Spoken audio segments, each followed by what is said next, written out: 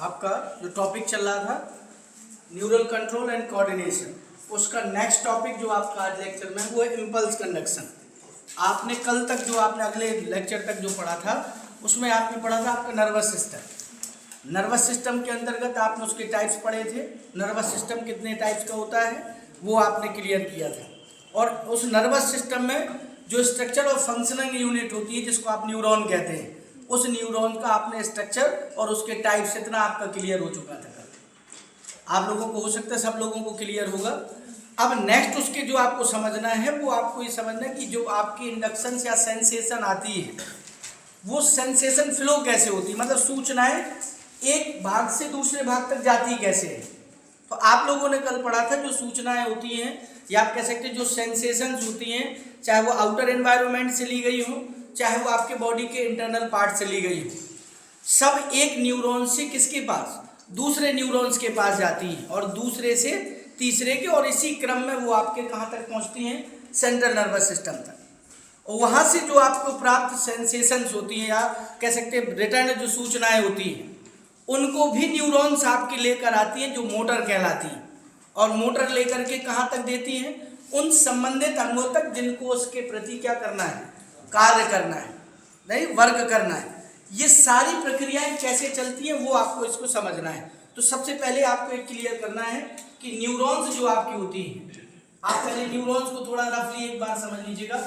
ये मान लीजिए न्यूरॉन है, ये इस प्रकार से आपकी न्यूरॉन है, ऐसे सपोज करिए ये इस न्यूरॉन्स की इस प्रकार की जो एक्सोन का लास्ट वाला एरिया है वो घूम करके कुछ सिनेप्टिक नोड्स बनाता है, ऐसे ऐसे समझ लीजिएगा। ये इस प्रकार का ये जो नोड्स होते थे, जो इम्पल्स होती है मैंने आपको बताया था वो आपकी कहाँ से जो आपकी सूचनाएं होती हैं वो इलेक्ट्रिक करंट के रूप में कहाँ से कहाँ की ओर जाती हैं। तो आपको मैंने बताया था कैच कहाँ से होती हैं, डेंड्राइट्स के द्वारा। जो भी सूचना आपको बाहर एनवायरनमेंट से जो भी मिलता है आउटर एनवायरनमेंट से उसको कैच करने वाले कौन है, डेंड्राइट्स। डेंड्राइट्स से वो जो आपकी सूचना होती है वो किसके पास आती है, सेल बॉडी या साइटोन के पास। बात क्लियर। अब उस साइटोन से वो इलेक्ट्रिक करंट कहाँ की तरफ जाएगी, किस साइड को, एक्सोन की साइड। किस साइड को जाएगी, एक्सोन की तरफ। और एक्सोन से होते हुए वो कहाँ पर जाएगी, सिनेप्टिक नोड्स की तरफ। बात समझिएगा। और इस सिनेप्टिक नोड से फिर किसके पास, तो यहाँ कोई दूसरी न्यूरॉन्स होगी जो इसके टच में होगी। ये उसका एक्सोन होगा और ये उसकी सेल बॉडी होगी, ऐसे मान लीजिए यहाँ पर। बात क्लियर। तो जैसे ही इसके पास सिनेप्टिक नोड में वो मैसेज जाता है वो आपकी सूचनाएं जाती हैं, ये सिनेप्टिक नोड से कहाँ की तरफ भेजती है, नेक्स्ट एक्सोन के पास। अब आपको यहाँ पर याद ये रखना है कि एक एक्सोन और दूसरी एक्सोन के बीच में क्या पाया जाता है, गैप होता है। ये दोनों टच नहीं होती आपस में, अटैच नहीं है, ये एक दूसरे से थोड़ा सा क्या बनाए हुए हैं, दूरी बनाए हुए हैं। बात क्लियर। और उस दूरी को आप लोग जानते हैं क्या बोला करते हैं, सिनेप्टिक क्लेफ्ट कहते हैं। क्या बोला जाता है इसको, सिनेप्टिक क्लेफ्ट। आप लोगों से क्वेश्चन पूछा जाता है एक न्यूरॉन से दूसरे न्यूरॉन्स के बीच जो जंक्शन बनता है उसको क्या बोलते हैं, तो आप उसको सिनेप्टिक जंक्शन भी कह सकते हैं, उसी को हम आप लोग सिनेप्टिक क्लेफ्ट भी कह देते हैं। बात क्लियर है। अब ये जो सिनेप्टिक क्लेफ्ट है, दोनों के बीच में ये जो खाली एरिया है, इससे सूचना इधर कैसे जाती है दूसरे के पास, ये आपको समझना है पहली चीज। और दूसरा, यहां से ये सूचनाएं जब आ रही है तो कैसे ये इलेक्ट्रिक करंट के रूप में यहाँ इसके पास आई, फिर इधर पहुंची और यहाँ से फिर इसके पास पहुंची। ये पूरा आपको प्रोसेस समझना है। इसको ही हम आप लोग क्या कह देंगे, इम्पल्स कंडक्शन। मतलब इम्पल्स का एक स्थान से कहाँ की ओर जाना, दूसरे स्थान में। बात क्लियर। अब उसके लिए आपको कुछ चीजें समझना होंगी कि जैसे ही इम्पल्स आती है तो इलेक्ट्रिक करंट सबसे पहले किसके पास, या सूचनाएं जो आपकी आएंगी सबसे पहले किसके पास, डेंड्राइट्स के पास। डेंड्राइट से वो सूचनाएं इलेक्ट्रिक करंट के रूप में कहाँ जाती हैं, सेल बॉडी, और सेल बॉडी से किसके पास, एक्सोन। और इस एक्सोन से होते हुए वो कहाँ पहुंचती है, किस भाग पर, सिनेप्टिक नोड्स के पास। ये जो आप देख रहे हैं ये क्या है, ये सिनेप्टिक नोड्स बनाती है। तो ये आपके सिनेप्टिक नोड्स हो गए। लेकिन ऐसा इन सिनेप्टिक नोड्स में क्या होता है, जो ये सूचना होती है सिनेप्टिक नोड्स में आपको याद रखना कुछ वेसिकल्स पाई जाती हैं। क्या पाई जाती है? वेसिकल्स, ऐसे कुछ इसमें ऐसे पुटिकाएं टाइप की, आप कह सकते हैं पाउच लाइक स्ट्रक्चर छोटे छोटे, इनको आप लोग क्या कहते हैं? सिनेप्टिक वेसिकल्स कहते हैं। और इन सिनेप्टिक वेसिकल्स के अंदर एक मटेरियल भरा होता है जिसको आप न्यूरोट्रांसमीटर्स कहते हैं। क्या भरे रहते हैं? न्यूरोट्रांसमीटर्स। या समझिएगा, ये जो आपकी सिनेप्टिक वेसल्स है आपकी, ये सिनेप्टिक वेसल्स। अब ये सिनेप्टिक वेसल्स जो आपकी हैं उनके अंदर एक मटेरियल भरा है जिसको हम आप लोग क्या कहते हैं? न्यूरोट्रांसमीटर। क्या होता है? न्यूरोट्रांसमीटर। और यही न्यूरोट्रांसमीटर्स को ये कहां रिलीज करती है? बाहर, जिनसे आपकी जो सूचनाएं हैं वो किसके पास जाएंगी? नेक्स्ट वाली न्यूरॉन के पास। बात क्लियर है? तो यानी कि ये जो न्यूरोट्रांसमीटर है, तो अब आपके दिमाग में आता होगा ये न्यूरोट्रांसमीटर क्या है? तो न्यूरोट्रांसमीटर्स कुछ केमिकल्स होते हैं जो अलग अलग फंक्शन के लिए अलग अलग टाइप के होते हैं। बहुत सारे न्यूरोट्रांसमीटर्स होते हैं, उनमें से एक आपने मसल्स कॉन्ट्रैक्शन के दौरान भी पढ़ा था, एसिटाइकोलिन। आप लोगों को जब मसल्स वाला चैप्टर आपको पढ़ाया था कंट्रोल एंड उसमें मसल्स कंट्रैक्शन में, तो वहां आपको बताया था वहां जो न्यूरोट्रांसमीटर न्यूरॉन से मसल्स के पास जाता है उसको क्या बोलते हैं? एसिटाइकोलिन। लेकिन इसके अलावा और भी बहुत सारे क्या पाए जाते हैं? न्यूरोट्रांसमीटर्स। अब वो न्यूरोट्रांसमीटर और कौन कौन से हैं? तो उनमें से आपने एक पढ़ा होगा डोपामीन, जैसे आपका सीरोटोनिन है ना, हिस्टीडीन, एक आपका आता है गाबा। ये सारे ऐसे बहुत सारे अलग अलग कामों के लिए अलग अलग क्या निकलते हैं? आपके न्यूरोट्रांसमीटर्स। लेकिन वो न्यूरोट्रांसमीटर होते किसके पास है? उन आपके पाउच लाइक स्ट्रक्चर जिनको आप लोग क्या बोलते हैं? Synaptic vessels. तो अब जैसे ही करंट इधर से जाता, मतलब आपकी सूचना इधर से जाती है तो एक्सोन से सेल बॉडी से होती है एक्सोन में जाएंगी। तो एक्सोन से जब वो लास्ट में पहुंचती है तो वो किसको मूव कराती है? सिनेप्टिक वेसल्स को। भाई ये तो सिनेप्टिक नोड्स तो है ही है। सिनेप्टिक नोड्स के अंदर क्या है? Synaptic vessels. उन वेसल्स के अंदर क्या भरे हुए हैं? न्यूरोट्रांसमीटर। और जैसे ही वो आपकी सूचना इलेक्ट्रिक करंट के रूप में इधर आती है, वो उन सिनेप्टिक वेसल्स को क्या कर देती है? स्टिमुलेट कर देती है। और जैसे ही वो स्टिमुलेट होती है, वो अपने अंदर भरे हुए जो केमिकल्स हैं यानी न्यूरोट्रांसमीटर्स है उसको कहाँ रिलीज कर देगी? बाहर। तो वो सारे न्यूरोट्रांसमीटर कहाँ आ जाते हैं? वो बाहर निकल करके आ जाते हैं। अब आप समझिएगा, जैसे ही ये बाहर आएंगे तो अब आप कहेंगे सर ये सूचना इसको कैसे देंगे? तो ये जैसे ही बाहर आते हैं तो इनकी जो आपकी ब्रांच होती है, जो आप यहाँ समझ रहे थे, ये ब्रांचें इनकी यहाँ पर होंगी ऐसे। इन ब्रांच पर उनके क्या पाए जाते हैं? रिसेप्टर। क्या पाए जाते हैं? रिसेप्टर। यानी कि ये जो इसने निकाला है न्यूरोट्रांसमीटर, इसको कैच करने वाले ये खड़े होते हैं वहां पर अगली वाली डेंड्राइट्स में लगे हुए, कि जैसे ये आए हम उसको क्या कर लें? कैच कर ले, यानी कि एक्सेप्ट कर ले। उनको हम आप लोग कह देते हैं न्यूरो रिसेप्टर। ये जो रिसेप्टर है ये उस न्यूरोट्रांसमीटर को अपने साथ क्या कर लेगा? जोड़ लेगा। और जैसे ये जोड़ लेगा तो वो मैसेज आपका किसके पास पहुंच जाएगा? अगली न्यूरॉन के किसके पास? सेल बॉडी के पास। और वहां से फिर वो धीरे धीरे उसी प्रोसेस से कहां पर जाएगा? अगली वाले। अब आपको इसमें समझना ये है, आप कहेंगे सर ये करंट जा कैसे रही है इधर? यहां से जो करंट आई है वो इधर जाएगी कैसे? तो इसको आपको थोड़ा सा समझना है, इसको अलग से बना लेना है। इसको मान लीजिए मैं ऐसे बना दूं, एक्सोन बस का एक टुकड़ा, थोड़ा सा ये आपका एक्सोन है, एक छोटा सा टुकड़ा मान लीजिए इसी का हमने काट लिया, ऐसे समझ लीजिए यहां से यहां तक का हमने एक टुकड़ा ले लिया इधर पर।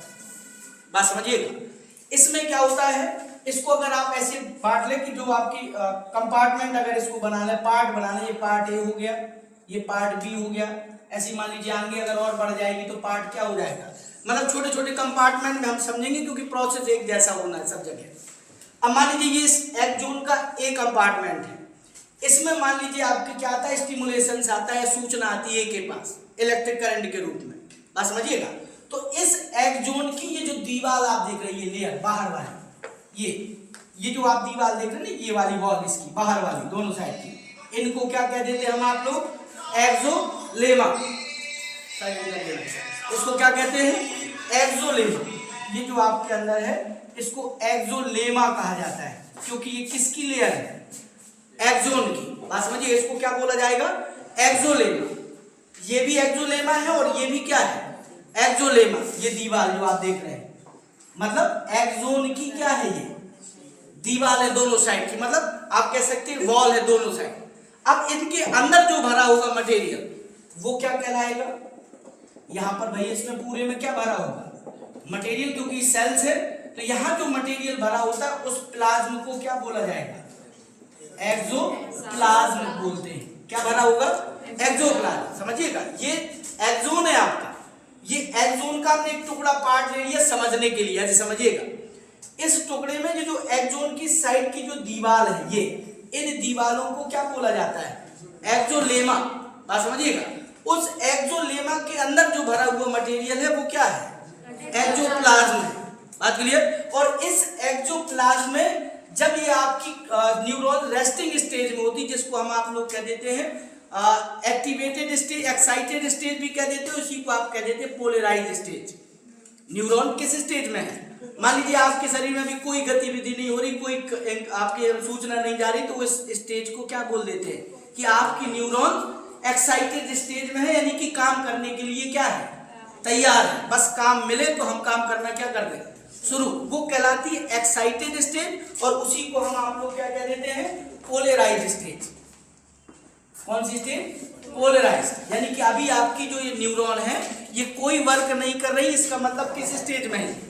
पोलराइज या एक्साइटेड स्टेज में है। बात समझिएगा, किस स्टेज में? Excited stage. काम करने के लिए क्या है? एक्साइटेड है, तैयार है कि हमें कोई कहे और हम काम करना क्या करते हैं? अब जैसे इनके पास सूचना आती है, बात समझिएगा, जैसे इनको मैसेज मिलता है किसी चीज को भेजने के लिए, ये जो आप देख रहे हैं दीवार एक्सोलेमा, इसकी एक्सोलेमा के बाहर और अंदर कुछ आयंस पाए जाते हैं, जिनकी अमाउंट या कंसंट्रेशन बाहर और अंदर कैसी होती है? अलग अलग, डिफर होती है। कैसे? बाहर की तरफ ये जो आते हैं, यहां पर आपको सोडियम आयन देखने को मिलेंगे। क्या मिलेंगे? Sodium ion. इधर पे भी क्या होंगे? फिर सोडियम आयन। बात समझिएगा, ये यानी कि बाहर प्लस चार्ज है, अंदर की तरफ क्या होगा? Potassium ion. बात समझिए, इधर भी क्या होंगे? Potassium ion. ठीक, लेकिन बाहर जो आपका सोडियम आयन है उसके कारण जो आपका धनावेश उत्पन्न हो रहा है वो अंदर उपस्थित पोटेशियम आयन की अपेक्षा क्या है? ज्यादा। तो बाहर कौन सा आवेश रहता है? तो आप कहेंगे यहाँ पर आपका पॉजिटिव चार्ज ज्यादा है। अब आप कहेंगे सर पॉजिटिव तो अंदर भी होना है, क्योंकि अंदर भी क्या है? पोटेशियम है। लेकिन इस पोटेशियम में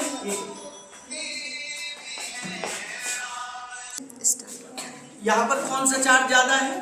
पॉजिटिव। समझना, आप कहेंगे अंदर भी सर पोटेशियम है, अंदर भी कौन सा चार्ज है? पॉजिटिव। समझना, लेकिन आपको ये चीज याद रखना कि बाहर के पॉजिटिव चार्ज से अंदर का पॉजिटिव चार्ज क्या होता है? कम। और यहाँ पर ये जो आप एक्सोप्लाज्म पढ़े हैं, यहाँ पर क्या पाई जाती है? नेगेटिवली चार्ज प्रोटीन पाई जाती है। ज्यादातर मात्रा में क्या पाई जाती है?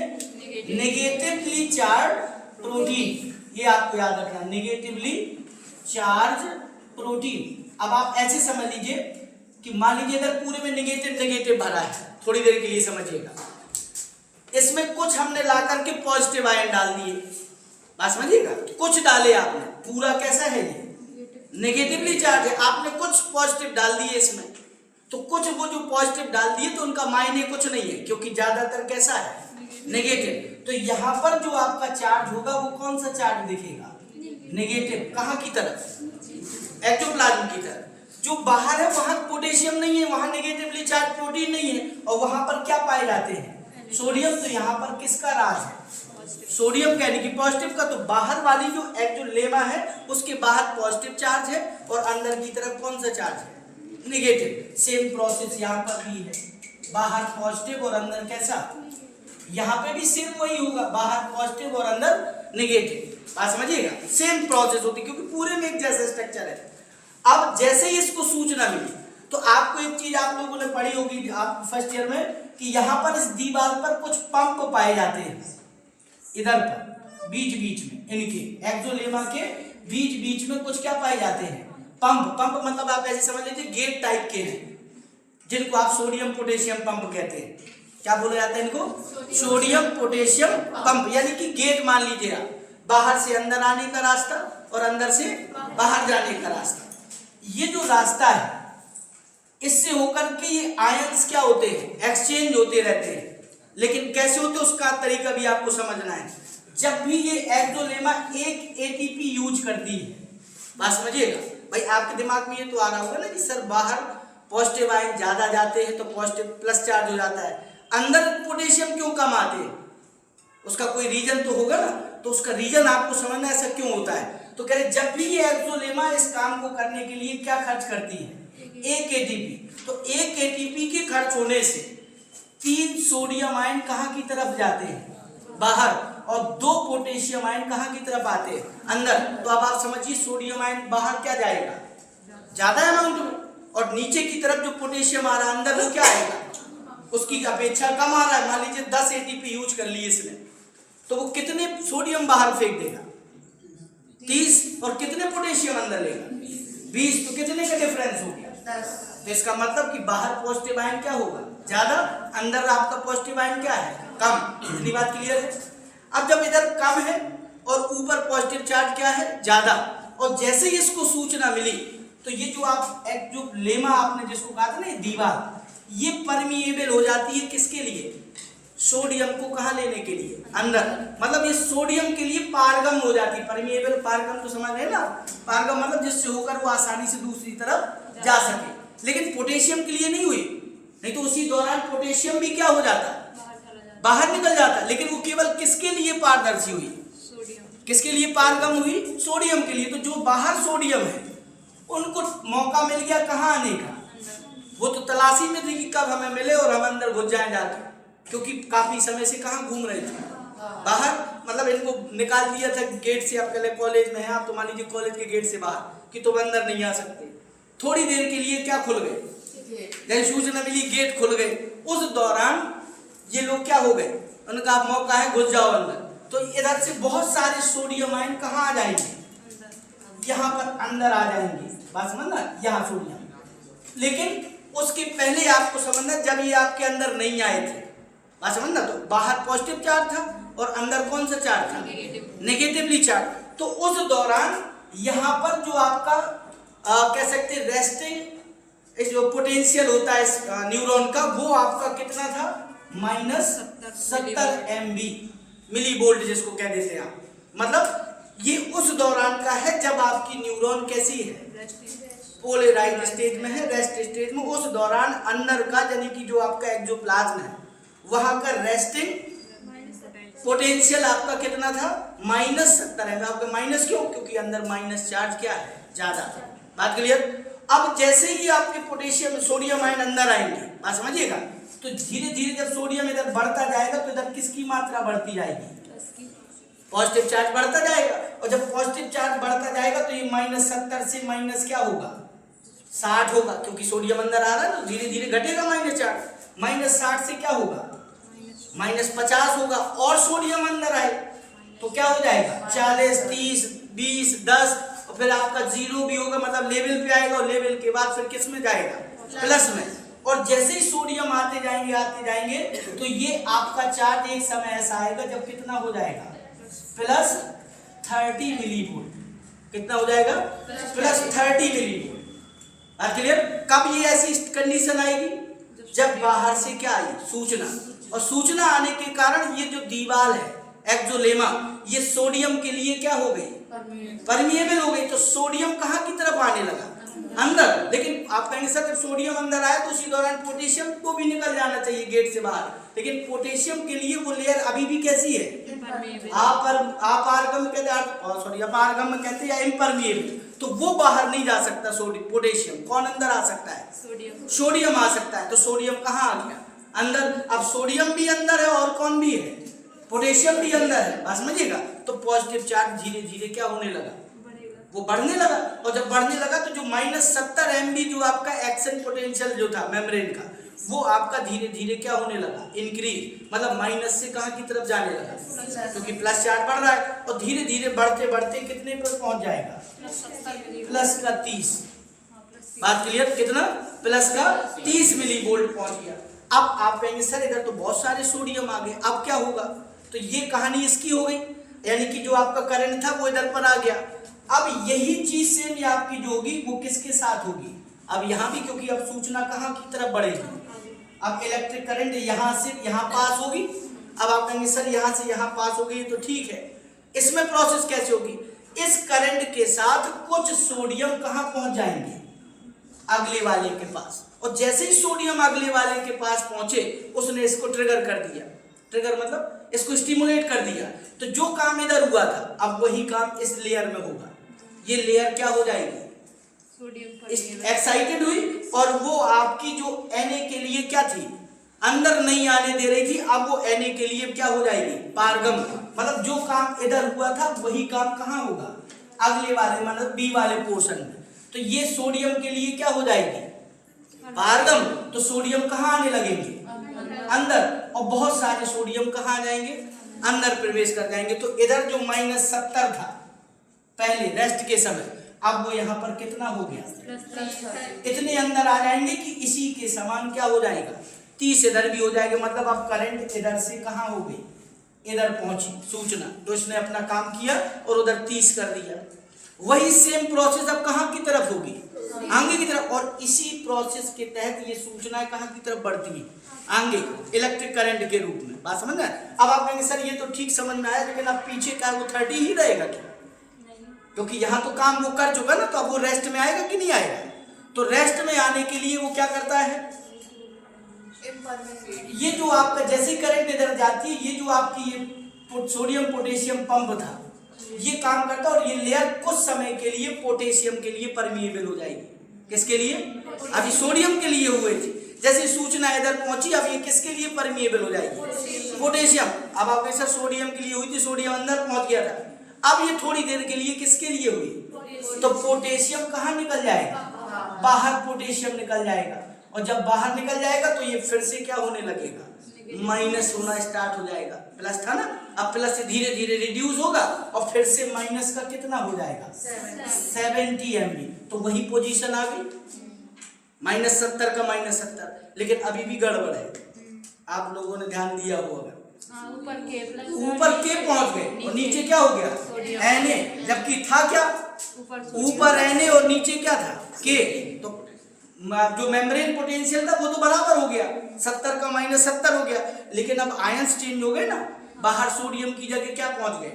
पोटेशियम, और पोटेशियम की जगह क्या आ गए? अब आपका एक्सरी तो चेंज हो गया। इस स्टेज को, ये जो आपका होता है इसको कहा जाता है कौन सा स्टेज? ये पोलराइज था, पोलराइज से आपका क्या हुआ था? डीपोलराइज। तो 30 हो गया था, अब डीपोलराइज से वापस क्या होगा? रीपोलराइज हो जाता है। कितनी कंडीशन आती है? जब रेस्ट में था तो पोलराइज था, जब सोडियम अंदर गया 30 हुआ इधर, तो ये क्या हो गया? डीपोलराइज हो गया। क्या हो गया था? डीपोलराइज। अब जैसे ये बाहर गए आपके पोटेशियम और इधर -70 हुआ, तो ये वापस उसी स्टेज में पहुंचा, उसको कह दिया जाता है कौन सा? रीपोलराइज। क्या हो गई वो? रीपोलराइज। लेकिन रीपोलराइज तो हो गई, लेकिन हमें तो वही पोलराइज वाली कंडीशन चाहिए ना, कि बाहर सोडियम हो और अंदर क्या हो? पोटेशियम। तो उसके लिए आपको याद रखना है कि ये जो आपके पोटेशियम है, ये पोटेशियम कहाँ की ओर मूव करते हैं? बाहर, क्योंकि वही ATP यूज होगी ना फिर से। तो पोटेशियम कहाँ जाएंगे? अंदर, और सोडियम कहाँ भागेंगे? बाहर। तो 3 सोडियम बाहर, तो 2 पोटेशियम अंदर। तो वापस से फिर से पोटेशियम, सोडियम कहाँ जाएगा? ज्यादातर बाहर, और पोटेशियम कहाँ आएगा? अंदर। वही एक्सचेंज हो जाएगा, तो वापस फिर से सोडियम बाहर और पोटेशियम अंदर। अब यही प्रोसेस आगे होगी। इतनी बात क्लियर? यही प्रोसेस कहाँ होगी? उसके आगे होगी। 3 स्टेज आती है, पोलराइज होना, डीपोलराइज होना, और फिर से क्या होना? रीपोलराइज होना।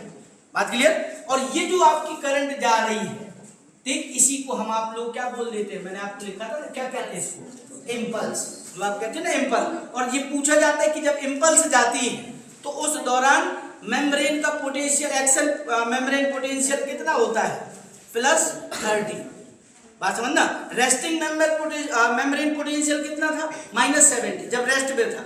जब काम करने पर आई तो कितना हो गया?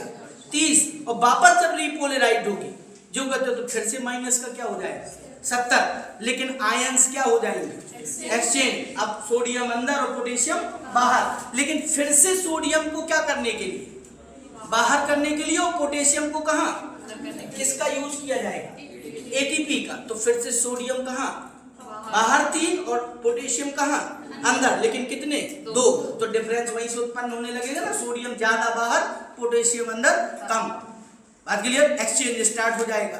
ये कहानी तो फिर से आपकी किस स्टेज में आ जाएगी, फिर पोलराइज्ड, मतलब वो आपकी न्यूरॉन फिर से आपकी रिलैक्स कर गई अगले किसी मैसेज के इंतजार में कि अब फिर से कोई सूचना आएगी, वही काम फिर स्टार्ट होगा। यहाँ तक की कहानी क्लियर है सबको, कोई समस्या? इसके बाद आप समझिए, तो यहाँ तक की कहानी हुई।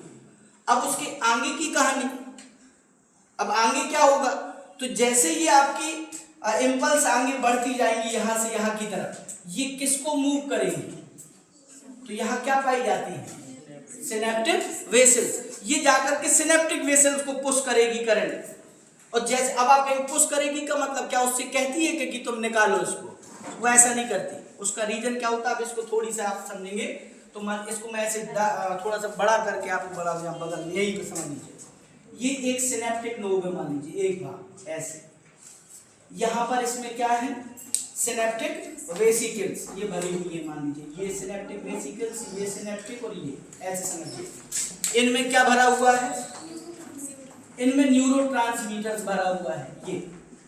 अब करंट इधर से आई, बात समझना, जैसे ही करंट ये इधर से आई, ये वाली करंट लास्ट पार्ट में इधर पहुंची, इसके पास वेसिकल्स के पास, इस करंट ने इन वेसिकल्स को क्या कर दिया, एक्टिवेट, धक्का मारा, एक पुश कर दिया कि भैया तुम जाओ बाहर की तरफ, इसको बताओ कि हम आ रहे हैं, होता ना। जैसे पीछे पीछे से कोई आते हैं लोग, आगे आगे लगे रहते लोग बताने में, रास्ता साफ करने, जाओ सामने और रास्ता साफ करो, पीछे से कोई आ रहा, मंत्री वगैरह जब आते हैं तो वही। तो ये इसको क्या करता है, पुश करता है कि बाहर जाके बताओ कि हम आ रहे हैं, ठीक। तो ये कहाँ की तरफ मूव हो जाएगा, आगे की तरफ। और जैसे ये मूव होगा तो इसकी कंडीशन समझिएगा, जब ये इधर पहुंचेगा लास्ट में, तो ये वेसिकल्स कुछ इस प्रकार की हो जाती है, ऐसे, मतलब ये लेयर इससे जुड़ जाती है तो ऐसे खुल जाती है, ये इस प्रकार से मान लीजिए ऐसे होगी, ये इधर से ऐसे खुल जाएगी तो इस प्रकार की। तो इसके अंदर जो आपका न्यूरोट्रांसमीटर था, अब वो कहाँ निकल जाएगा, वो बाहर चला जाएगा ना, ये ऐसे।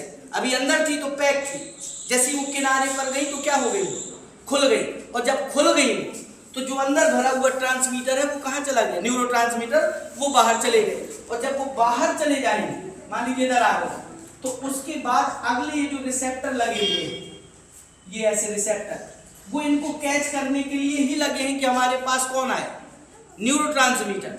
समझिएगा, कौन आएगा, न्यूरोट्रांसमीटर। तो ये जैसे न्यूरोट्रांसमीटर्स के मॉलिक्यूल गए यहाँ पर क्या हो जाएंगे, ये अटैच हो गए, ये से जुड़ गए, इसने इसको क्या कर लिया, कैच। और जैसे ही कैच कर लिया तो ये वाली जो आप देख रहे हैं ना दीवार, ये दीवार, ये वही काम करना स्टार्ट कर देगी, किसके लिए, परमिएबल हो जाएगी।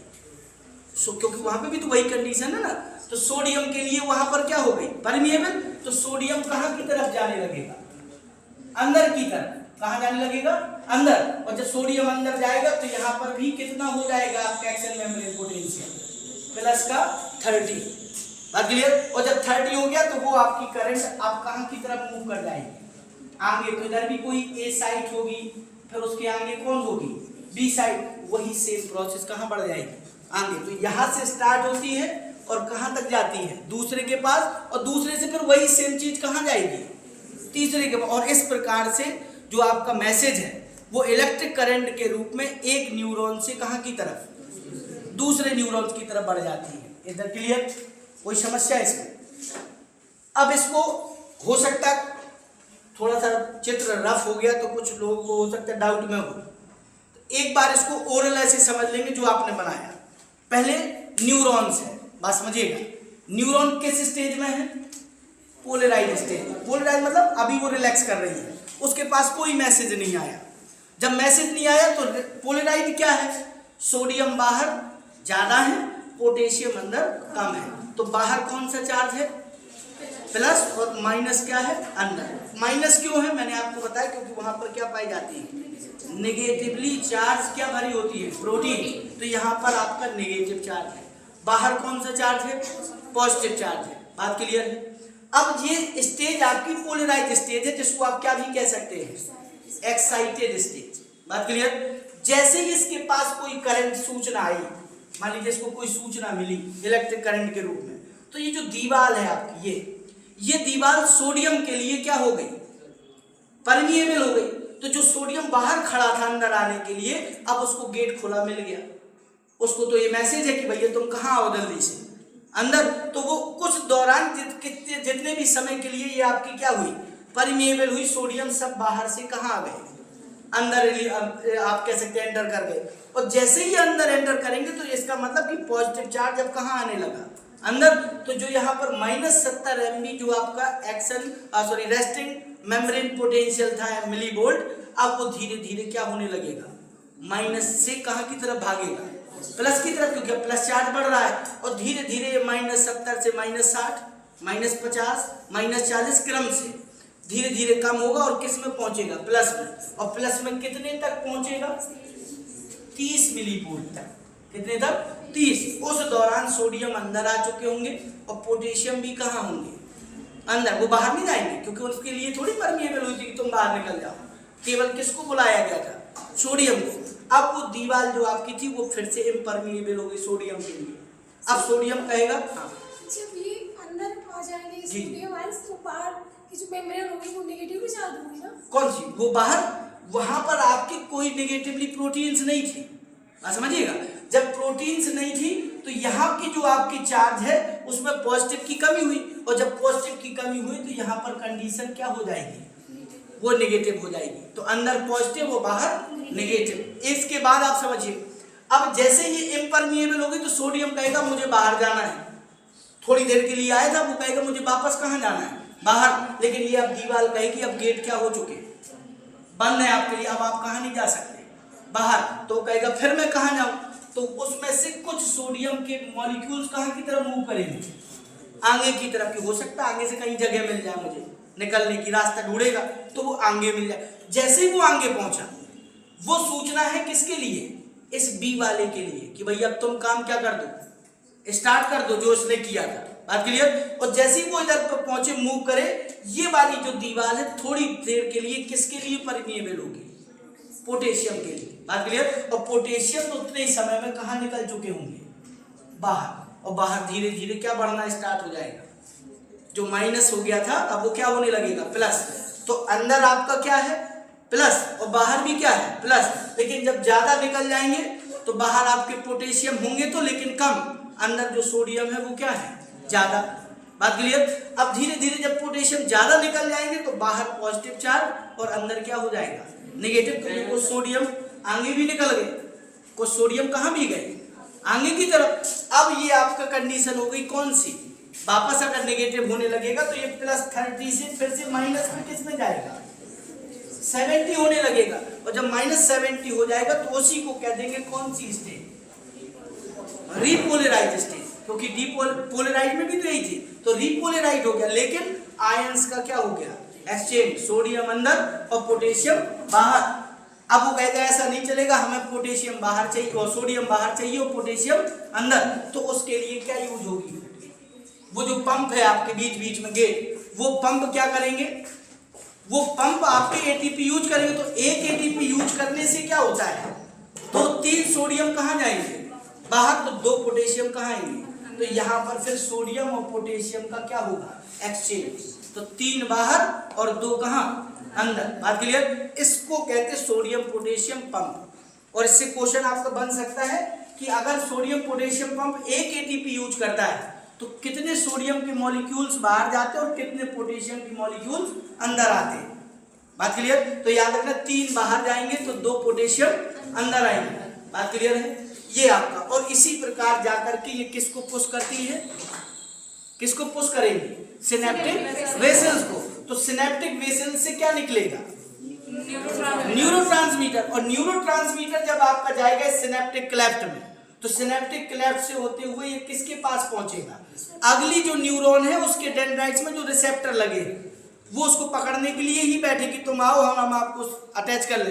वो जाकर इससे क्या हो जाएगा, जैसे मैंने इधर बताइए अटैच कर लिया। जैसे ही अटैच कर लिया तो मैसेज किसके पास गया, इस सेल बॉडी के पास कि भैया कोई आया है बाहर से, अब जैसे इसको अटैच किया तो इसकी दीवार भी क्या हो जाएगी, सोडियम के लिए परमेबल। तो वही काम जो इधर हुआ था, सोडियम कहाँ भागेंगे, अंदर, और जब अंदर भागेंगे तो इधर जो -70 था पहले, अब वो क्या होने लगेगा, +30। बात क्लियर। और ये +30 आगे जाकर के जब इससे सोडियम कुछ इधर जाएगा आगे, यानी सूचना आगे बढ़ेगी, तो फिर वो उस दीवार को वही कर देगा, सोडियम के लिए परमेबल और पोटेशियम के लिए नॉन परमेबल। तो सोडियम तो अंदर आएगा, पोटेशियम बाहर नहीं जाएगा, और यही क्रम से एक के बाद किसी के पास पहुंचता है। इस प्रकार से ये इम्पल्स कंडक्शन या नर्व कंडक्शन होता है, जिससे सूचना एक स्थान से कहाँ जाती है, दूसरे स्थान। बात क्लियर है। ये आपका प्रोसेस था इसमें, इसी को कहते। अब इसमें से कई सारे क्वेश्चन पूछे जाते हैं, ऐसे कई क्वेश्चन आप क्या जाते हैं, जैसे आपका मेम्ब्रेन पोटेंशियल पूछ लिया जाता है, रेस्टिंग मेम्ब्रेन पोटेंशियल है ना, एक्शन मेम्ब्रेन पोटेंशियल।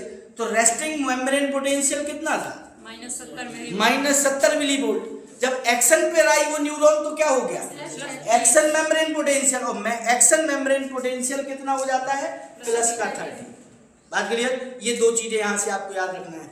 इसके अलावा ये जो सिनेप्टिक है आपके, सॉरी जो आपकी सिनेप्टिक नोब्स है, इन सिनेप्टिक नोब्स में क्या है, सिनेप्टिक वेसल्स। अब सिनेप्टिक वेसल्स है तो इधर आपको एक चीज याद रखना है, ये जो सिनेप्टिक वेसल्स है ये बनती कैसे है, यहाँ पर ये आई कहाँ से, यहाँ सिनेप्टिक वेसल्स इस वाले पार्ट्स पर आई कहाँ से, यहाँ इनका निर्माण फॉर्मेशन कहाँ हुआ होगा। ये जो न्यूरोट्रांसमीटर ये घूम रही है इधर तो कोने में किनारे में, ये बनी कहाँ पर थी, तो आप याद रखना इस सिनेप्टिक वेसल्स का फॉर्मेशन कहाँ पर होता है, इस जगह पर, जिसको क्या बोलते हैं, सेल बॉडी, क्योंकि यहीं पर साइटोप्लाज्म और क्या पाया जाता है, न्यूक्लियस। तो सारे केमिकल यहीं से उसमें भरे जाते हैं और उसको कहाँ भेजा जाता है, आगे की तरफ कि जाओ तुम्हारी आगे चल के क्या पड़ेगी, जरूरत वहाँ किनारे पर है, यहाँ नहीं। बात क्लियर। तो ये वही है। अब आप इसको ऐसे समझ लीजिए कि ये गेट कीपर टाइप का है, कि इसको कॉलेज के बाहर गेट में बैठा दिया गया कि तुम जाओ तुम्हारा काम वही है, वहीं से सूचना देते रहना बाहर और अंदर लेते रहना। बात क्लियर। ये वही काम करती है इधर पर, ये सिनेप्टिक वेसल्स। क्या भरा होता है सिनेप्टिक वेसल्स में, न्यूरोट्रांसमीटर। याद हो जाएगा। न्यूरोट्रांसमीटर बहुत सारे होते हैं। बात क्लियर। मैंने आपको बताया जब मसल्स कॉन्ट्रैक्शन का समय आता है तो वहां पर जो न्यूरो ट्रांसमीटर यूज होता है वो एसिटाइल कोलिन होता है। बात क्लियर। यहाँ पर अलग अलग हिसाब से आपके क्या चेंज होते हैं न्यूरोट्रांसमीटर। आप समझिएगा, आपके सूचनाएं कई प्रकार की होती है ना। कभी सूचना आपको ऐसी मिली कि आपका मूड ऑफ हो गया, भैया आपने बाहर किसी को देखा, अपने को किसी दुख में, तो कभी कभी हमारे भी आंसू आ जाते हैं, आपके भी आंसू आ जाए, तो मतलब उस समय जो सूचना है वो कैसी है, दुख वाली फीलिंग है आपके अंदर, तो वो सूचना वही तो जाएगी ना कि भैया हम बहुत दुखी हैं। तो दुख वाली सूचना के लिए न्यूरोट्रांसमीटर्स क्या होगा, दूसरा बहेगा। आप बहुत खुश हो, एक्साइटेड हैं, ठीक, आप बड़े फ्रेश नजर आ रहे हैं, आपको लग रहा है कि ये तो बहुत अच्छी चीज हुई हमारे साथ, तो एक न्यूरोट्रांसमीटर का आपने नाम सुना होगा, सीरोटोनिन। कौन सा, सीरोटोनिन। तो वो सीरोटोनिन वाला न्यूरोट्रांसमीटर स्रावित होगा, रिलीज होगा, है ना। फिर उसके बाद और भी कई है। अब खुश है, दुख है, कभी कभी कोई ऐसी चीज हो जाती है कि हमें कुछ पता ही नहीं चलता हम खुश है या दुखी है या हमें प्रसन्न होना चाहिए, मतलब कंफ्यूजन वाला दौर। तो उस दौरान न्यूरोट्रांसमीटर कुछ क्या होगा और होगा। इस प्रकार से अलग अलग काम के लिए अलग अलग क्या बहते हैं, न्यूरोट्रांसमीटर। बात क्लियर। क्योंकि बहुत सारे होते हैं, आप सिलेबस में जब उसमें पढ़ेंगे तो उसमें कुछ के नाम दिए हैं, लेकिन कुछ और भी होते हैं जो नहीं दिए। बात क्लियर। वो आपका हो जाता है न्यूरोट्रांसमीटर। और न्यूरोट्रांसमीटर कैसे जाते हैं अगली न्यूरॉन तक, तो आप कहेंगे उसको कैच करने के लिए क्या पाए जाते हैं, रिसेप्टर। किस में पाए जाते हैं रिसेप्टर, ये जो एक्सोन है, ये सेल बॉडी, उस सेल बॉडी से जो डेंड्राइट्स निकली तो उसकी जो ब्रांच होती है, उन ब्रांच में रिसेप्टर लगे होते हैं, वो उसको क्या कर लेते हैं, कैच, और उनको वो मैसेज मिल जाता है कि भाई हो क्या रहा है उधर। ये सब किस रूप में हो रहा होता है, इलेक्ट्रिक करंट के रूप में, यानी विद्युत विभव के रूप में, जिसको आप कह देते हैं। बात क्लियर। अब वही विभव आगे आपका बढ़ता जाता है और एक से दूसरे तक मैसेज पहुंचता जाता है। बात क्लियर है, कोई समस्या इसमें। इसकी थ्योरी आपको एनसीईआरटी के अकॉर्डिंग ही पढ़नी है।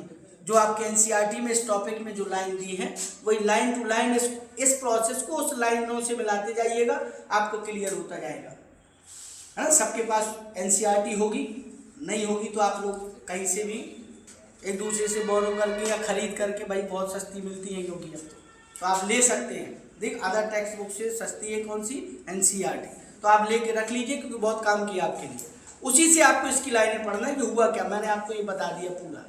अब इसके बाद जस्ट नेक्स्ट इसका जो स्टेप है जो आपको इसके बाद पढ़ना है, अब आपका रह गया क्या, सेंट्रल नर्वस सिस्टम के जो पार्ट थे आपके उनके बारे में आपको डीप में पढ़ना है। तो पहला पार्ट कौन था सेंट्रल नर्वस सिस्टम का, ब्रेन। सेंट्रल नर्वस सिस्टम में दो पार्ट होते हैं ना, ब्रेन और स्पाइनल कॉर्ड। तो आपको किसके बारे में पढ़ना है, ब्रेन के बारे में पढ़ना है।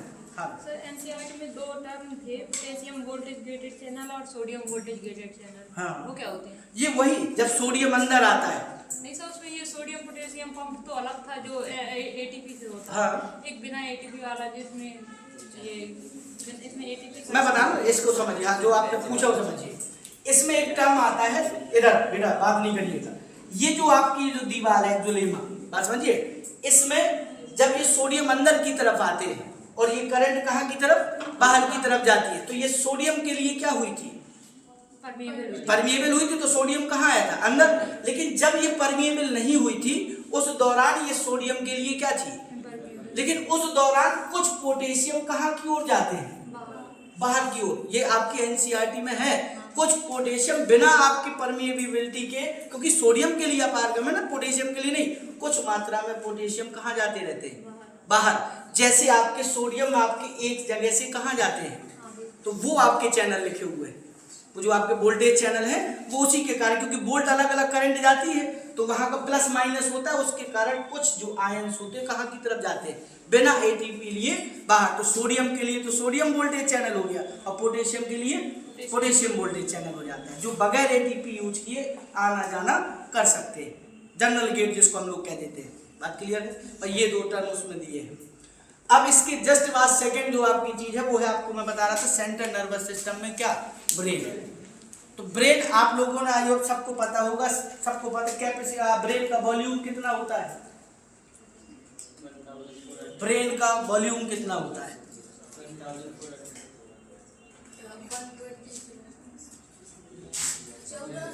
आयतन। हाँ 1400 से आपका वैसे बेसिकली लिखा जाता है 1450 सीसी।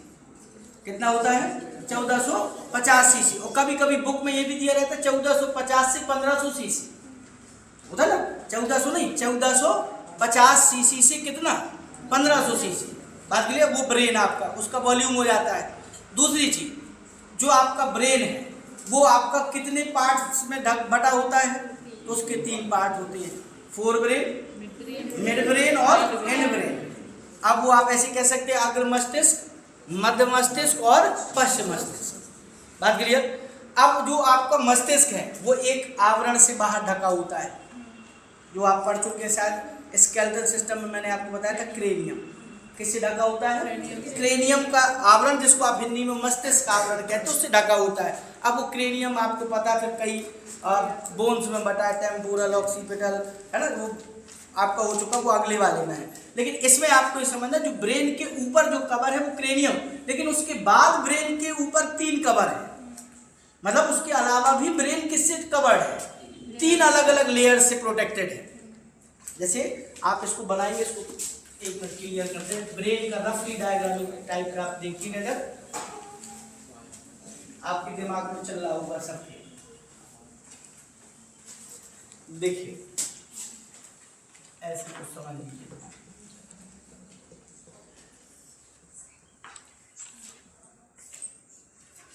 ऐसे, और कुछ लगभग ऐसे ही होता है, थोड़ा बहुत 19-20 हो जाएगा इसमें, समझ लीजिए समझने के लिए। ये आपका ब्रेन है, बात समझिए, ये पूरा आपका क्या है, ब्रेन। इस ब्रेन के नीचे वाले पोर्शन से नीचे की तरफ क्या निकलती है, तो ये क्या हो जाती है, स्पाइनल कॉर्ड।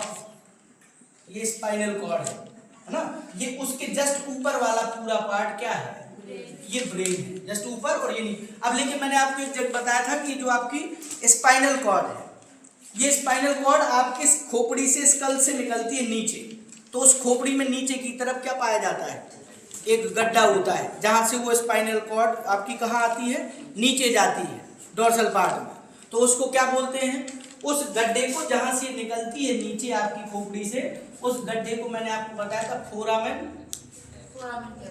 मैग्नम। क्या कहा जाता है? फोरामेन मैग्नम, उस गड्ढे को जहां से वो निकलती है। बात क्लियर? ये वहां से नीचे की तरफ आती है। उसके ठीक ऊपर के साइड का पूरा एरिया आपका क्या है? ब्रेन है। इस ब्रेन के बाहर आप कह सकते हैं 3 परतों से प्रोटेक्टेड है। कितनी परतों से? 3 लेयर से। ऐसे मान लीजिए, ये 1 2 और 3 ऐसे मान लीजिए। ये जो सबसे बाहर की तरफ है वो एक आप कह सकते हैं टफ टाइप की, आप कह सकते हैं कठोर टाइप की एक लेयर है। क्लियर? जिसको आप लोग क्या कह देते हैं? ड्यूरामीटर। क्या कहा जाता है? ड्यूरामीटर कहा जाता है। अब इसको आप ऐसे कह सकते हैं हिंदी में दृढ़तानिका, क्योंकि वो मजबूत होती है। उसके बाद जो पाया जाता है एक पतली सी लेयर होती है, फ्लूइड लाइक स्ट्रक्चर पाया जाता है, जिसको कहते हैं एरेक्नॉइड। क्या कहा जाता है? एरेक्नॉइड कहा जाता है। ये पतली सी बारीक सी लेयर होती है उसकी ड्यूरामीटर के जस्ट बाद, और उसके अंदर एक और लेयर होती है बिल्कुल आप कह सकते हैं ब्रेन से ही सटी हुई, इसको बोलते हैं क्या? पाया मैटर। क्या लिख देंगे? पाया मैटर। तो कितनी लेयर्स इसको घेरे हैं ब्रेन को चारों तरफ से? 3 परतें। कौन कौन सी? ड्यूरामीटर सबसे बाहर, उसके ठीक अंदर कौन सी? एरेक्नॉइड, और उसके ठीक अंदर कौन सी? पाया मैटर। कितनी लेयर हो जाती है? 3 लेयर आपके ब्रेन को प्रोटेक्ट करती है क्रेनियम के अलावा, क्योंकि इन सब के बाहर क्या है? क्रेनियम है। बात क्लियर? वही बोन्स का बना हुआ आपका लेयर, वो क्रेनियम ऊपर वाला हिस्सा, वो उसको ढकेगा। अब इसके बाद आपको समझना है इसके 3 पार्ट हैं। कौन कौन से 3 पार्ट हैं? फोर ब्रेन है, मिड ब्रेन है और हाइंड ब्रेन है। मतलब अग्र मस्तिष्क है, मध्य मस्तिष्क है और पश्चिम मस्तिष्क। अब फोर ब्रेन क्या है? तो आपने पढ़ा होगा फोर ब्रेन ब्रेन का सबसे लार्जर पार्ट है। सबसे लार्जर मतलब जो सबसे बड़ा भाग, लगभग 2/3। मतलब पूरे ब्रेन का 2/3 वाला एरिया आपका क्या है? कौन सा ब्रेन? फोर ब्रेन, अग्र मस्तिष्क। ये जो आप देख रहे हैं ना, ये पूरा आपका एरिया जो आप देख रहे हैं यहां से यहां तक, ये सब क्या है? ये पूरा फोर ब्रेन है। बात समझिए? ये उसके ठीक नीचे यहां से आप ऐसे ले लीजिए, ये आपका पूरा एरिया ये जो देख रहे हैं ये कौन सा है? Hind brain. मिड ब्रेन छोटा सा। ठीक? और इन दोनों के बीच में यहां पर जहां थर्ड वेंट्रिकल आप लोगों ने पढ़ा होगा, थर्ड वेंट्रिकल के पास का एरिया छोटा सा यहां पर क्या पाया जाता है? मिड ब्रेन होता है। बात समझिएगा? कितने टाइप भागों में बटा ब्रेन आपका? 3 भागों में। कौन कौन सा? फोर ब्रेन है, मिड ब्रेन है और हाइंड ब्रेन है। फोर ब्रेन पूरे ब्रेन का सबसे क्या है? बड़ा एरिया, और सबसे मेन पार्ट जो ऊपर का एरिया है। उसके नीचे का जस्ट जहां से स्पाइनल कॉर्ड निकलती है वो कौन सा पार्ट है? वो हाइंड ब्रेन, पश्चिम मस्तिष्क सबसे नीचे का। और उन दोनों के जो बीच में है वो कौन सा? और मिड ब्रेन पूरे ब्रेन में सबसे छोटा एरिया है। बात क्लियर? क्या होता है? सबसे छोटा भाग कौन? Mid brain. अब बात आती है इसमें इस ब्रेन की कि सर इसमें ब्रेन के जो अलग अलग पार्ट है, अब आपको उनको समझना है। तो हम पहले इसको, ये तो एक रफली डायग्राम हो गया, हम नीचे से स्टार्ट करेंगे हाइंड ब्रेन से। तो हाइंड ब्रेन बनाएंगे तो फिर उसके बाद मिड ब्रेन आएगा, मिड से फिर क्या बनाएंगे? ऊपर वाला। आपको ऐसे समझना, तो आपको एक एक करके क्लियर होगा। ऐसे समझिएगा, आपको वैसे ही बनाना भी सीखना है कि हम उसको कैसे रफली डिफाइन कर सकते, बना सकते हैं। एक बार समझेंगे।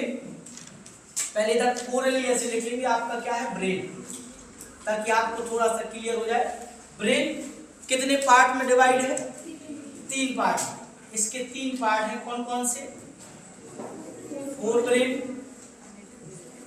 दूसरा मिड ब्रेन और तीसरा हाइंड ब्रेन। बात क्लियर? या आप ऐसे कह सकते हैं अग्र मस्तिष्क, मध्य मस्तिष्क और पश्चिम मस्तिष्क। ये जो आपके पार्ट है, तो आप याद रखिएगा फोर ब्रेन आपका कितने पार्ट में बटा होता है? कितने पार्ट हैं इसके? 2। कौन कौन से? सेरिब्रम और दूसरा आपका कौन सा? दूसरा पार्ट सेरिब्रम प्रामस्तिष्क, और पीछे वाला जो जाता है घूम के डाइएन्सेफेलॉन। कौन सा? डाइएन्सेफेलॉन। तो दूसरा आपका डाइएन्सेफेलॉन, ऐसे याद रखिए। अब ये जो डाइएन्सेफेलॉन वाला पार्ट है, इसको वापस आप पढ़ेंगे तो दो पार्ट में बटा हुआ है, थैलेमस और हाइपोथैलेमस। बात क्लियर? कितने में बटा हुआ आगे? वो आगे बताएंगे कि कहाँ थैलेमस है और कहाँ हाइपोथैलेमस है। उसके बाद मिड ब्रेन है, इसमें पार्ट नहीं होता क्योंकि छोटा सा एरिया है ना। इसमें कुछ विशेष उभारों जैसी संरचनाएं होती हैं, उनको बताएंगे क्या होती है, कहाँ पाई जाती है, क्यों होती है। उसके बाद आपका आता है कौन सा? Hind brain. हाइंड ब्रेन क्या नहीं, पश्च मस्तिष्क के 3 पार्ट होते हैं। कौन कौन से? पहला होता है आपका सेरिबेलम, जो पीछे निकला रहता है, गुट्ठा टाइप का भी आप बनाते हैं साइड को, पीछे बैक साइड को, वो सेरिबेलम हो जाता है। तो पहला आप लोग लिख लेंगे सेरिबेलम, सेरिबेलम ऐसे लिखिएगा। इसको शायद हिंदी में कहते हैं अनुमस्तिष्क, अनुमस्तिष्क ये कहते हैं। जो दूसरा वाला है उसको कहते हैं पोन्स। क्या बोलते हैं? पोन्स। और सबसे नीचे जो आपका होता है उसको कहते हैं मेडुला ऑब्लोंगेटा,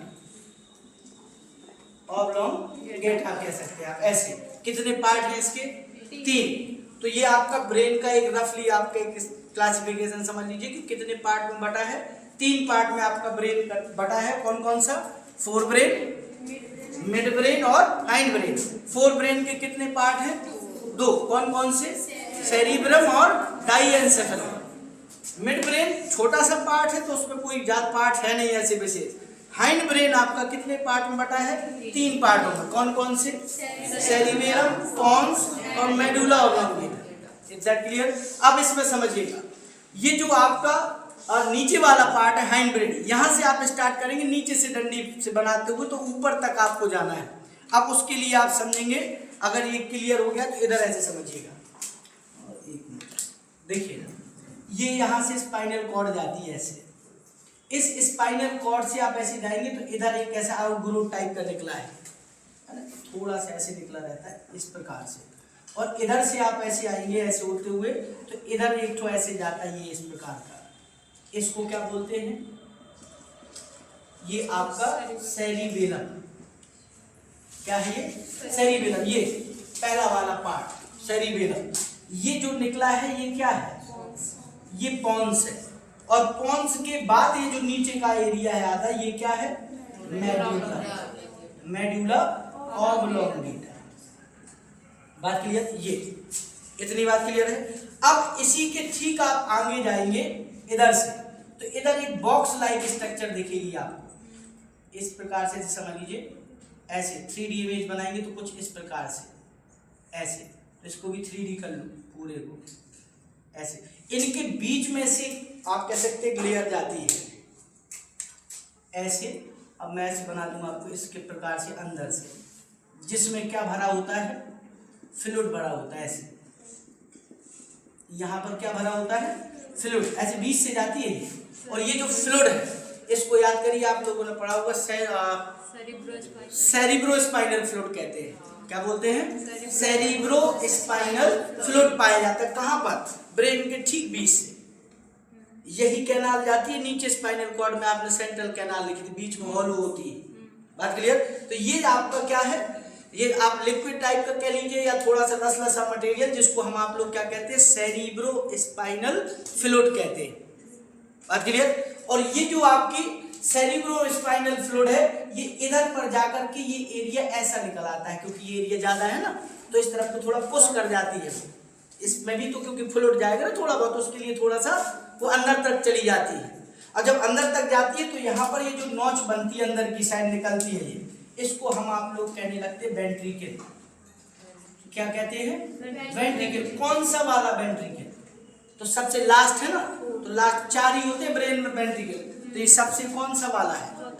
चौथा, लास्ट वाला वेंट्रिकल, जिसको कहते थे फोर्थ वेंट्रिकल। आपसे पूछा जाएगा कहाँ पाया जाता है ब्रेन में फोर्थ वेंट्रिकल?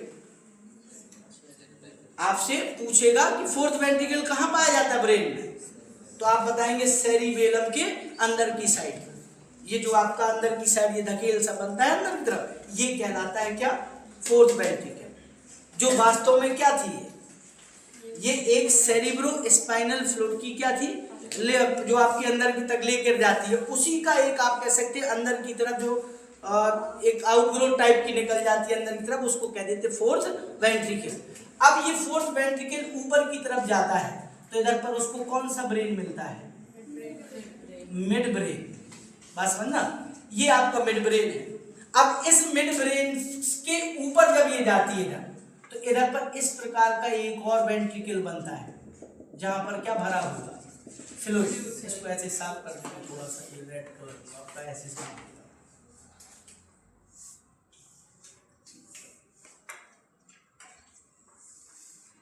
ऐसे ये आपका क्या भरा हुआ है? फ्लूइड। ये जो आपका फ्लूइड भरा हुआ है इसको भी क्या बोलेंगे आप? वेंट्रिकल था ना इधर, तो यहाँ पर स्टोर हुआ तो यहाँ पे भी क्या बनाएगा? वेंट्रिकल। ये भी क्या है? वेंट्रिकल है। तो लेकिन ये कौन सा वाला वेंट्रिकल है? तो ये फोर्थ था, तो ये कौन सा वाला हो जाएगा? ये थर्ड वाला वेंट्रिकल। तो ये थर्ड वेंट्रिकल, ऐसे समझ लीजिए। इसी थर्ड वेंट्रिकल में एक इस तरफ ऐसे बना लीजिए, ये एक इस तरफ ऐसा ये वाला एरिया, और एक इस तरफ भी होगा ऐसे। जब इस तरफ है तो वो उस तरफ भी होगा, तो एक इधर पर एरिया, ये इस एरिया को कहा जाता है क्या? थैलेमस। क्या कहा जाता है इसको? थैलेमस। अरे क्या बोलेंगे? थैलेमस। जो किसका पार्ट है? Fore brain. भाई आप नीचे से स्टार्ट किए थे ना, तो हाइंड ब्रेन हो गया था, बीच वाला मिड ब्रेन। अब किस में जाएंगे आप? ऊपर वाले फोर ब्रेन में। अब फोर ब्रेन में जब आप जाएंगे तो उसके आपने दो पार्ट लिखे थे ना, जो डाइएन्सेफेलॉन होता है उसके दो पार्ट होते हैं, थैलेमस और हाइपोथैलेमस। तो ये जो आप देख रहे हैं ये क्या है? थैलेमस। अब हाइपो शब्द का मतलब क्या होता है? हाइपो शब्द का मतलब होता है नीचे। तो किसके नीचे? इस थैलेमस के नीचे सेम ऐसे ये पार्ट होगा इधर, ये इसको क्या बोलते हैं? हाइपोथैलेमस। अब आप कहेंगे सर हाइपोथैलेमस, तो कहेंगे थैलेमस से नीचे। ऊपर थैलेमस है और थैलेमस के कहाँ? नीचे। किस वेंट्रिकल में? थर्ड। याद रखिए, पोजीशन पूछ देगा आपका। जो फोर ब्रेन है वो किस वेंट्रिकल के ऊपर है? थर्ड वेंट्रिकल के, क्योंकि अभी दो तो रह गए वेंट्रिकल, फर्स्ट और सेकंड। वो भी आप पढ़ेंगे, फर्स्ट का सेकंड का। अभी आपको केवल क्या समझना है? थर्ड। और उस थर्ड में क्या क्या है? थैलेमस, और नीचे क्या है? हाइपोथैलेमस। हाइपोथैलेमस। अब ये जो हाइपोथैलेमस है, इसमें दो चीजें आपकी रह गई, अगर आपको याद हो। पीछे साइड आप लोगों ने पढ़ा होगा, इधर से एक इस प्रकार की स्ट्रक्चर निकलती है इधर, ये कहां से? थर्ड वेंट्रिकल के पीछे की तरफ। ये जो आपका थैलेमस वाला भाग है उससे पीछे की तरफ क्या पाया जाता है? ग्लैंड। जैसे ये थैलेमस दो होते हैं ना, मतलब एक साइड तो हाइपोथैलेमस भी दो होते हैं। हाँ, दोनों साइड होगा, दोनों पार्ट। उस भाई ये लगा हुआ होता है ऐसे, ये अलग अलग नहीं। ये कैसा होगा? ये लगा हुआ होगा, आगे से ऐसे घूम के गया होगा, तो वो एक ही होगा, तो वो क्या कहलाएगा? हाइपोथैलेमस। ये थैलेमस हो गया, ये क्या हो जाएगा? हाइपो। इस थैलेमस के पीछे वाले पार्ट से वेंट्रिकल के क्या निकली रहती है? एक छोटी सी आप कह सकते टेल लाइक स्ट्रक्चर, जिसको आप लोग याद करिए पीनियल ग्लैंड कहते हैं। सर ये जो थर्ड वेंट्रिकल है ये मिड ब्रेन में होता है, मतलब मिड ब्रेन में होता है? ना ना ना, मिड ब्रेन नीचे है। हाँ। मिड ब्रेन के कहां पर? ऊपर है, जहां पर आपका क्या मिलेगा? अभी आगे पढ़ेंगे कार्पस कैलोसम, जो दोनों हेमीस्फीयर्स को क्या करेगा? वो अभी आपको आगे पढ़ेंगे। सेरिब्रम और सेरिब्रल हेमीस्फीयर होंगे, अर्धगोलार्ध जिनको कहते हैं, वो जोड़ेगा। उसकी कहानी आगे होगी, पहले आपको इसको क्लियर करना है एक बार। ये आपका क्या है? पीछे जो ग्लैंड है थैलेमस की लटकी हुई, इसको क्या बोलते हैं? Pineal gland. कौन सी ग्लैंड? पीनियल। और इस पीनियल ग्लैंड से आगे जब आप आएंगे हाइपोथैलेमस से, तो याद करिए आपने इधर एक ग्लैंड पढ़ी थी ऐसे मटर के दाने की आकार की, जिसको क्या बोलते हैं? पिट्यूटरी ग्लैंड, जिसको आप लोग कहते हैं पीयूष ग्रंथि। तो ये पीयूष ग्रंथि और ये कौन सी? ये पीनियल ग्रंथि, यानी कि पीनियल ग्लैंड। बात क्लियर? ये दो ग्रंथियां आपके किस में हो गई? कौन से वेंट्रिकल पर? थर्ड वेंट्रिकल में। कौन से वाले पार्ट पर? डाइएन्सेफेलॉन वाला जो पार्ट था, जिसका भाग कौन कौन सा था? थैलेमस और हाइपोथैलेमस। यहाँ बात क्लियर है? अब इधर से आप ऊपर जाएंगे तो इधर पर आपको एक ऐसे स्ट्रक्चर मिलेगी, ये ऐसे। इस स्ट्रक्चर को क्या बोला जाता है? Corpus callosum. क्या बोला जाता है इसको? ये कार्पस कैलोसम है। अब कार्पस कैलोसम क्या है? बात समझना। कार्पस कैलोसम समझिए, ये कार्पस कैलोसम कुछ नहीं है, केवल एक जोड़ने के लिए बीच में एक रास्ता है। अब रास्ता कैसे, कुछ ऐसे समझ लीजिए जैसे आप हेमीस्फीयर बनाते हैं, दो अर्ध गोलार्ध, मान लीजिए एक ये गोलार्ध हो गया, ऐसे बना होता है साइड ऐसे, एक इसको हम और बना लें बगल में, दोनों को आसपास ऐसे, समझना। तो ये जो आपका एरिया, ये गोलार्ध है आधा आधा, ये दोनों आपस में ऐसे जुड़े होते हैं, कुछ ऐसे समझ लीजिए ऐसे। तो इनको जोड़ने के लिए बीच में कुछ क्या पाई जाती है, नर्व्स निकली रहती है, इधर से इधर जाती है, मतलब दोनों के बीच में क्या बनाती है, ज्वाइंट। लेकिन जब निकलेंगी तो कुछ जगह भी तो खाली चाहिए ना इधर पर, तो ये यहाँ से ऐसे निकलती है इधर से, तो ये इधर की इसमें जाकर के एंटर कर जाती है इधर। तो ये जो स्ट्रक्चर ऐसे बनता है, ये चांद टाइप का, ये इसको ही क्या बोला जाता है, ये कार्पस कैलोसम। आज क्लियर। ये न्यूरॉन्स निकलती है और इनके अंदर क्या हो जाती है, मतलब आप कह सकते हैं इनके एक्सोन आपस में क्या कर जाते हैं, ज्वाइंट जो आपके बनाते हैं वो आपके इधर पे जुड़े हुए पाए जाते हैं, जिनके द्वारा ये दोनों हेमीस्फीयर आपस में खिंचे रहते हैं, आप कह सकते जुड़े रहते हैं। उस एरिया को क्या बोला जाता है, कार्पस कैलोसम। तो ये उस पर ऐसे अटैच रहता है, ऐसे समझ लीजिए, ये इस प्रकार से। तो एक इधर है तो ऐसे ही एक कहां से फिट होगा, बगल से। अब ये 3D वैसे तो दिखेगा नहीं, तो एक उस तरफ का हिस्सा हो गया, ऐसे ही एक हिस्सा क्या होगा, इस तरफ से भी ऐसे लगा होगा, तो वो आपके दोनों आपस में अटैच रह जाते हैं। बात क्लियर। और जब ये अटैच रहते हैं तो इसके ऊपर यहाँ पर एक क्या भरा होता है, वो सॉरी फ्लूइड, क्या भरा होता है, यहाँ पर फ्लूइड भरा होता है। और यही फ्लूइड कौन सा वेंट्रिकल है, सेकंड। तो जो इस तरफ वाला होगा उसमें क्या होगा, वो फर्स्ट। तो कितने वेंट्रिकल हो जाते हैं, 4। कौन कौन से, फर्स्ट और सेकंड कहां पर है, सबसे ऊपर वाले भाग पर, जिसको आप क्या कहेंगे, फोर ब्रेन। थर्ड वाला वेंट्रिकल कहां पर है, मिड ब्रेन के ठीक ऊपर, कार्पस कैलोसम के पास। फोर्थ वाला वेंट्रिकल कहां पर है, सेरिबेलम के पास। कितने वेंट्रिकल हो गए, 4 वेंट्रिकल, यानी कि 4 वेंट्रिकल हो गए, 4। बात क्लियर। एक चीज इधर आपको याद, सॉरी यहाँ पे आपको याद रखना, ब्रेन स्टेम एक भाग है जो जिक्र होता है बीच बीच में, ब्रेन का स्टेम। स्टेम मतलब होता है एक तने टाइप का स्ट्रक्चर जो बीचों बीच होता है। तो इसमें अगर आप इसको ऐसे समझें, ये वाला एरिया है, ये वाला यहाँ से सॉरी, ये जितना इसमें पड़ जाएगा बीचों बीच, ये वाला, ये पूरा क्या बनाता है, ब्रेन स्टेम का काम करता है, जो मेन पार्ट आपका होता है बीचों बीच। अब इस ब्रेन स्टेम में क्या क्या आ जाता है, ब्रेन स्टेम में क्या क्या आएगा, ये जो ब्रेन का स्टेम बनेगा इसमें आपका मिड ब्रेन आएगा। मिड ब्रेन से नीचे आओगे तो ये पोन्स भी आएगा, और पोन्स से नीचे आओगे तो क्या भी आएगा, मेडुला ऑब्लोंगेटा, ये रह जाएगा। ये नहीं आएगा क्योंकि ये कहाँ की साइड है, वो अलग है, राइट, वो आपके पीछे की तरफ निकला हुआ तो वो अलग है। केवल इतने लोग आकर के क्या बनाते हैं, ब्रेन स्टेम का निर्माण करते। कौन कौन बनाएगा, मिड ब्रेन आएगा, मिड ब्रेन के बाद पोन्स आएगा, और पोन्स के बाद कौन, मेडुला ऑब्लोंगेटा आएगा। बात क्लियर है। ये आपका इस प्रकार से आपको क्या समझना है, ब्रेन। और इन ब्रेन के अलग अलग पार्ट्स के अलग अलग अपने अपने क्या है, कार्य है। आप लोग पढ़ चुके। जैसे सबसे इंपॉर्टेंट काम तो हाइपोथैलेमस सबसे ज्यादा काम करता है, हाइपोथैलेमस के पास सबसे ज्यादा काम है, ये सबसे बिजी वाला व्यक्ति है। अब ये कैसे बिजी है, ये कई प्रकार की एक्शन को कंट्रोल करता है, जैसे टेम्परेचर, ताप, है ना, आपको क्या खुशी होना, दुख होना, भूख प्यास होना, ये सब कौन कंट्रोल करता है। इसके अलावा आप और काम समझिए, इसके पास एक एक्स्ट्रा ओवर काम भी करता है, जिसको आप लोग कह देते हैं कि हम ओवर टाइम कर लेते हैं।